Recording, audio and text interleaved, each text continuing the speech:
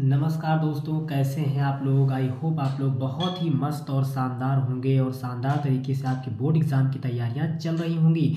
तो गाइस, हमेशा की तरह आज भी मैं आपके लिए लेकर आया हूं इंग्लिश के कुछ महत्वपूर्ण ऑब्जेक्टिव क्वेश्चन, कुछ ऐसे ऑब्जेक्टिव क्वेश्चन जो 100% बोर्ड एग्ज़ाम में आपको मिलेंगे और हर बार पूछे जाते हैं। इसके अतिरिक्त मैंने आपके प्रोज पोइट्री और सप्लीमेंट्री से यानी लिटरेचर इंग्लिश जो है उसके सारे ऑब्जेक्टिव क्वेश्चन करवा दिए हैं। अगर उसको आपने नहीं देखा है तो देख लीजिएगा। और आज मैं ग्रामर पोर्शन से रिलेटेड सारे ऑब्जेक्टिव क्वेश्चन करवाने वाला हूँ, इसलिए वीडियो को बिना स्किप किए लास्ट तक देखिएगा। वीडियो अच्छा लगे तो एक लाइक कीजिएगा और चैनल पर पहली बार है तो चैनल को सब्सक्राइब ज़रूर कर लीजिएगा। तो चलिए गाइस, बिना बातचीत क्लास की शुरुआत करते हैं। आज की क्लास का पहला क्वेश्चन आपका है कि ही is suffering dash dash fever.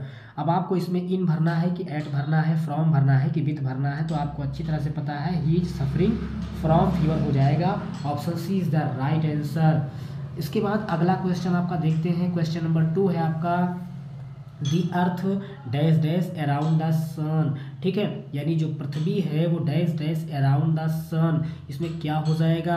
तो गाइस याद रखिएगा, option A is right answer, revolvers हो जाएगा। अगला क्वेश्चन आपका 3 नंबर है which the following is correctly spelled, यानी कि आपको इन चारों में से बताना है कि सही मीनिंग कौन सी है, करेक्ट मीनिंग आपको बताना है। ठीक है, यहाँ पर देखिएगा वॉन्डर लिखा है, ब्लंडर लिखा है, थंडर लिखा है और स्प्लेंडर लिखा है। तो यहाँ थंडर बिल्कुल सही हो जाएगा, THUNDER।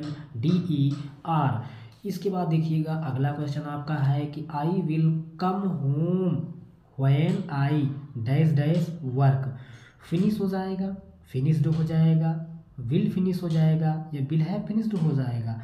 तो आई विल कम होम यानी मैं घर आऊँगा, व्हेन जब, आई फिनिश्ड वर्क यानी जैसे ही मैं काम समाप्त कर लूँगा मैं घर आ जाऊँगा।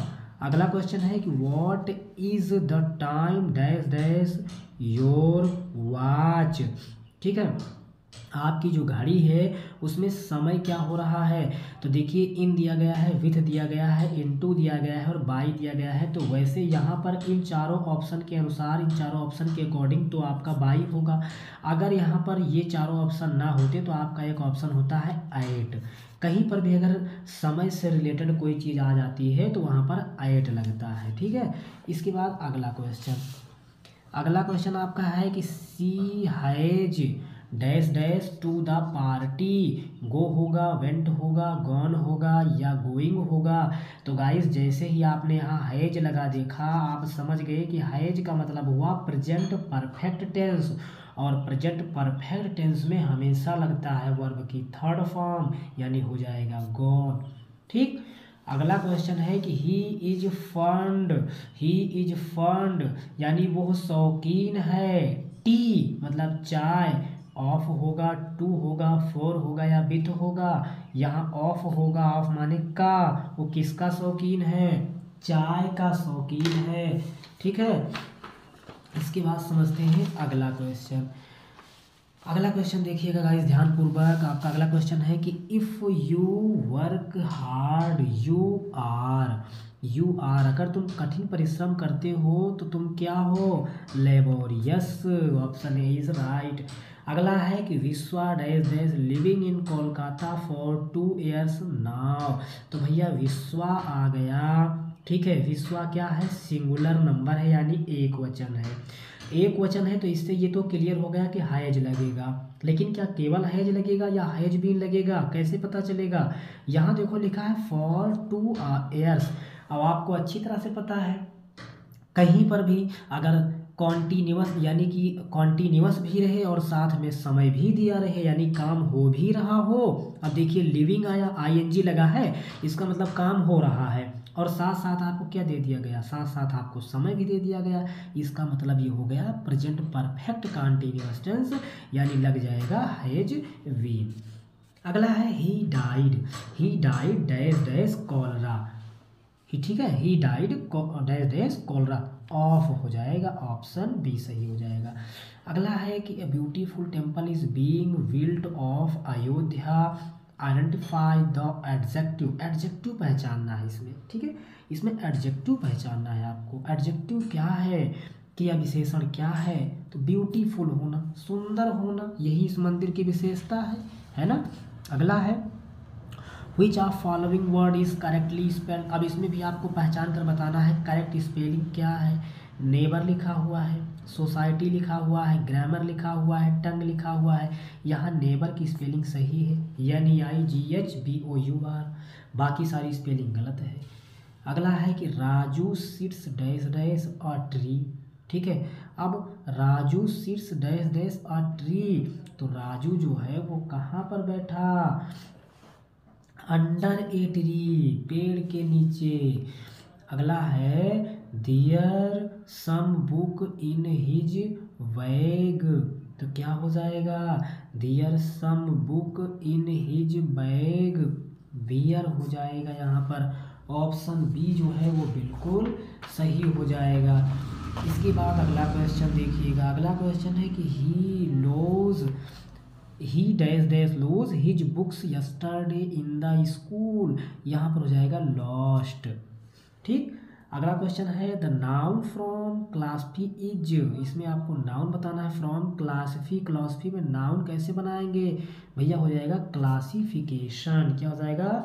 क्लासिफिकेशन। अगला है the child come running dash dash the room, तो the child come running into the room.